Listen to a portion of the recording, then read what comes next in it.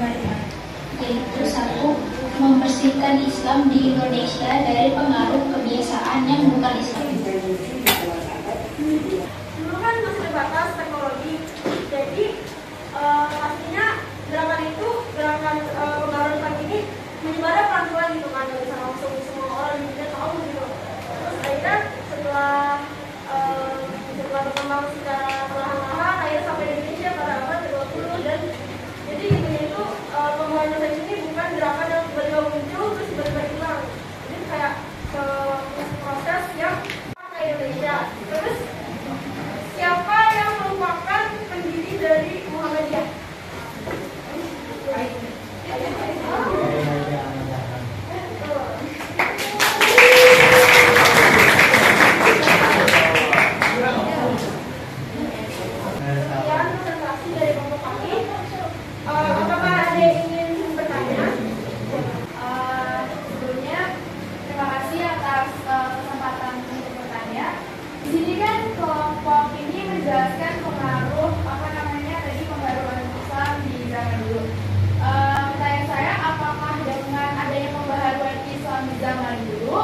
Akibatnya di zaman sekarang tuh tidak ada pembaharuan terhadap Islam karena di zaman dulu udah terjadi pembaharuan. Kalau misalnya ada pembaharuan di zaman sekarang, itu contohnya apa dan bukti nyata yang kita bisa lihat di zaman sekarang milenial itu? Sekian dari kami.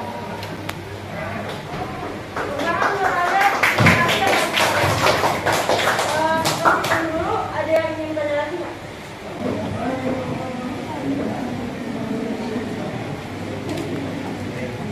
Audio presentasi.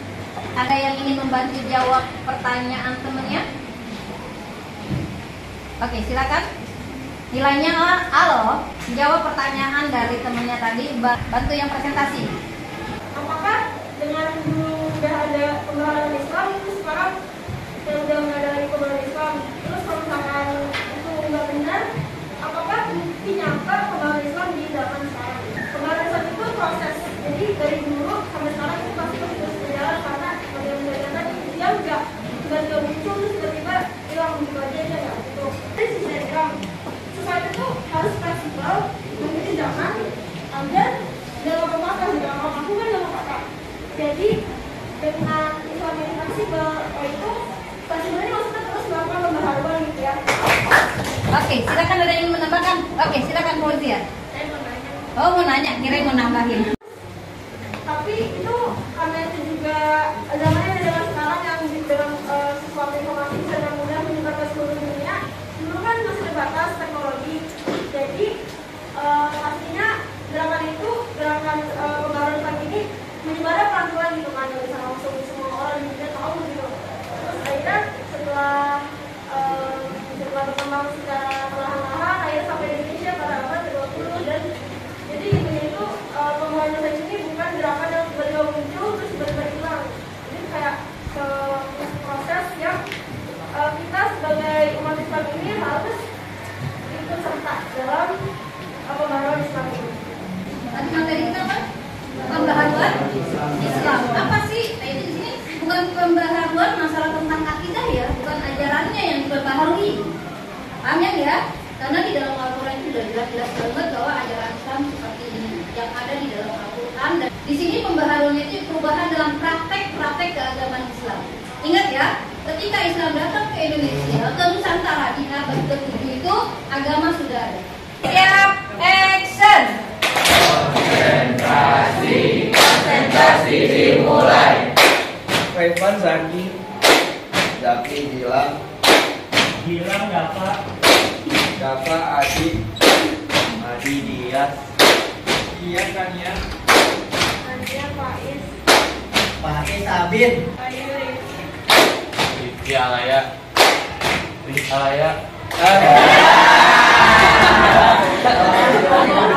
Oke, apa yang kamu pahami dengan materi kita hari ini?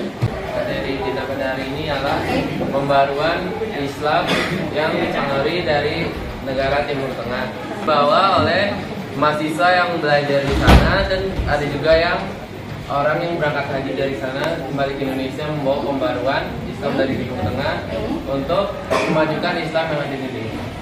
Oke, sip. Kita lanjut lagi, kita mulai lagi ya. Konsentrasi dimulai. Alaya Aci. Aji Durban. Durban Sekar. Serta Nabila. Nabila Alia. Alia Cesa. Keisha Berikan. Bintang Kalita. Kalita Fauzia. Fauzia Anis. Anis Alif. Ais Ayu.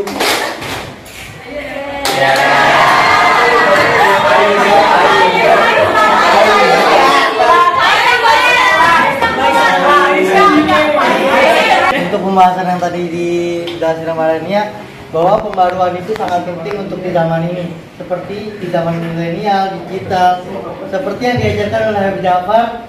Beliau mengajarkan bagaimana Islam itu seperti zaman sekarang. Kayak misalnya, bagaimana sih kita misal Rasulullah SAW bisa di-chat lewat WA. Komennya ada salah satu pemuda tersesat bilang, kalau bisa Sherlock dong. Nah, ternyata Habib Ja'far ini mikir lagi, ternyata benar. Ini kita ngambil kesimpulan dengan memainkan konsentrasi dimulai dari Faiz. Oke, siap? Action! Konsentrasi dimulai. Faiz, Fahri. Reva Alia. Alia Reva.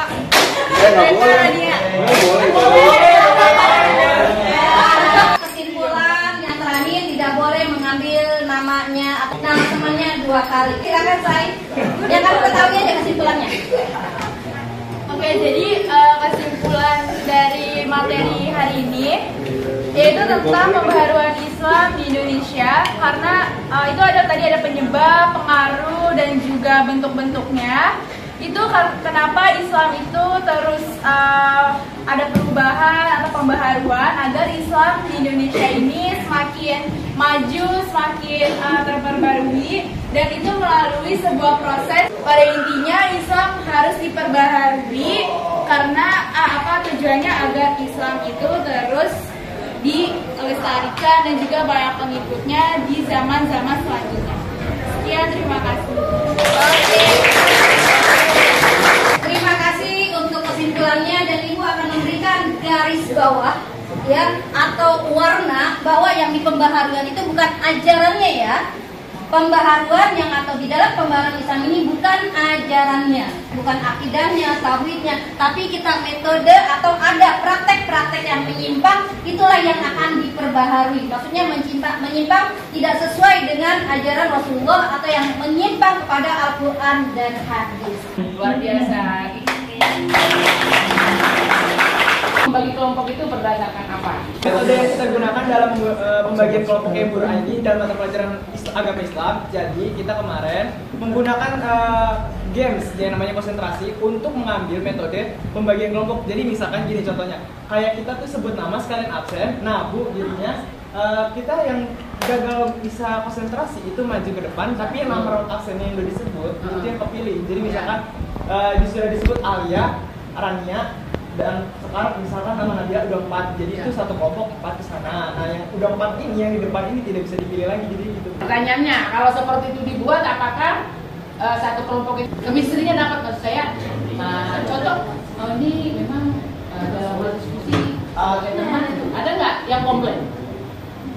Sebenarnya ada sih Bu, kalau misalnya ada yang komplain tuh misalkan kayak kelompoknya itu kayak misalkan isinya terdiri orang yang belum bisa menguasai materi, kita masukinlah satu orang yang bisa menuntun Sebelum game itu Bu, saya nggak ngasih tahu ini kita buat kelompok tidak. Jadi mereka ngambil maka jadi saya nggak, anak-anak kita bikin kelompok jangan tidak. Jadi kita Tapi kan yang nama itu spontan sebenarnya. Iya, hari ini sebenarnya di FPB saja. Thank you.